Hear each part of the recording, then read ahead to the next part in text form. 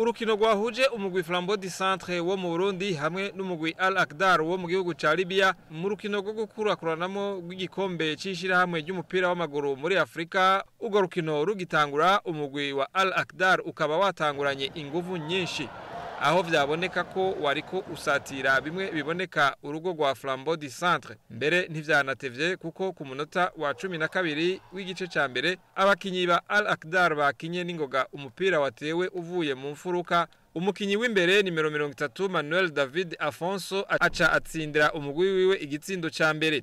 Umugwi wa Flambeau du Centre ntiwacitse intege, nawo ukaba wagumye usatira cane urugo rwa Al Akdar. Abakinyi b'inyuma b'uwo mugwi hamwe n'umunyezamu wawo bagumye bahagaze neza mu kuzibira imipira yategwa n'abakinyi ba Flambeau du Centre. Mu gice ca kabiri Flambeau du Centre yagarutse iboneka ko yahinduye umukenyuro mu kuguma irondera ukuntu yogombora ico gitsindo. Ku munota wa 64 ica irinjiza igitsindo ciza cyane kizigenza wa Flambeau du Centre Amisi Asumani nomero 8 acatera umupira n'inguvu gica kiba igitsindo kimwe ku kindi.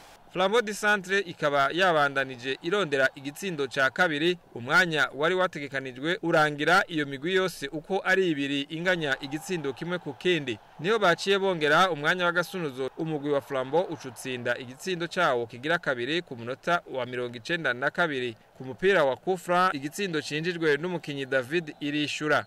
Ugo rukino rukaba rwarangiye umugwi wa Flambeau du Centre ari wo uri imbere ku ntsinzi y'ibitsindo 2-1 c'umugwi wa Al Akdar wo muri Libya. Urukino rwo gusubiriza rukazobera mu gihugu ca Libya itariki 28 z'uku kwezi kw'icenda.